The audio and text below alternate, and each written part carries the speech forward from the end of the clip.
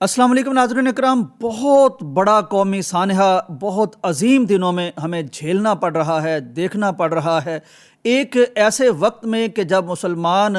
पूरी दुनिया के मुसलमान अपनी कुर्बानियाँ, उनका खून अल्लाह के हुजूर पेश करने के लिए तैयार हैं, और दूसरी तरफ कुल आलम से हुज्जाज कराम अल्लाह के घर में सफ़ेद लिबास पहन के हाज़िर हैं, और तीसरी तरफ पूरी दुनिया के लोग या तो रोज़े रख रहे हैं या अल्लाह की किबरियाई बयान कर रहे हैं। ऐसे वक्त में जब बिल्कुल ईद सर पर है, कोयटा पर क़यामत टूट पड़ी है। जाफ़र एक्सप्रेस जो हमेशा से दहशत गर्दाना कार्रवाइयों की जद में रहती है, एक दफ़ा फिर उस पर हमला किया गया है। ये कोयटा कैंट से गाड़ी चली थी, शटल यानी ट्रेन थी, और ये जब चमन फाटक तक पहुंची है तो उस वक्त इसके साथ एक शदीद यानी बारूद से भरी हुई गाड़ी टकरा दी गई। ये इस कदर शदीद हमला था, ये इस कदर शदीद हैवी बारूद था कि न सिर्फ इंजन और कई बोगियां उतर गईं, बल्कि इर्द गिर्द की कई गाड़ियां जो हैं वो बिल्कुल जलकर खाक बन गई हैं। न सिर्फ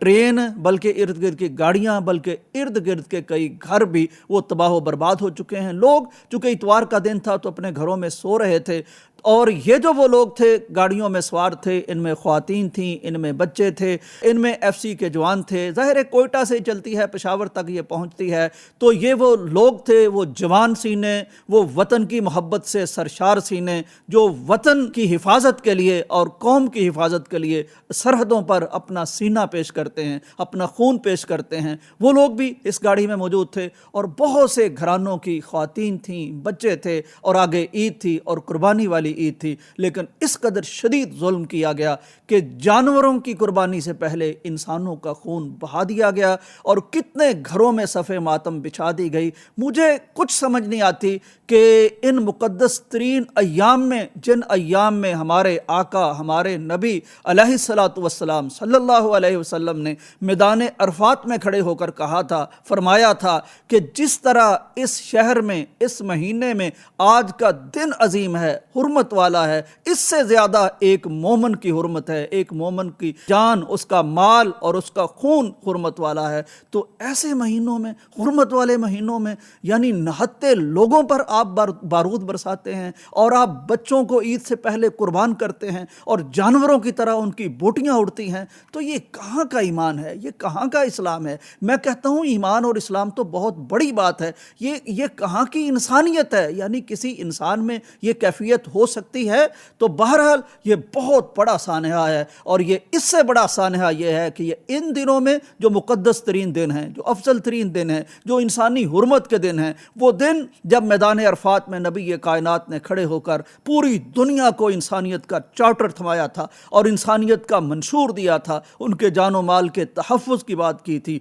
वहीं से इंसानी हुकूक दुनिया ने सीखे थे। आज खुद को मुसलमान कहने वाले उन्हीं अय्याम में और ईद के अय्याम में, जब लोग दुश्मनों को भी छोड़ देता है और माफ़ कर देता है कि ईद के दिन हैं, और गिले और शिकवे दूर हो जाते हैं, तो इन दिनों में ये जो स्याह रोज़ दिखाया गया है और ये जो करतूत किए गए हैं, ये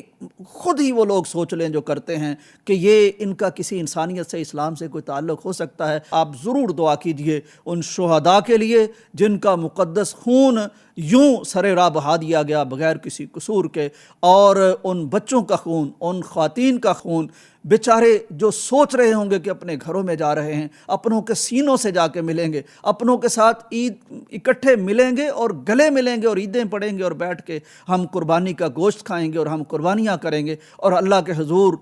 हम तकबीरात बुलंद करेंगे। राह में ही बारूद बरसा दिया गया, खून बहा दिया गया, उनके गले ही बाकी नहीं रहे, और घर वाले उनका इंतज़ार ही कर रहे हैं। अल्लाह से दुआ करते हैं कि अल्लाह ताला जो शहीद हुए उनकी शहादत कबूल फरमाए, और जो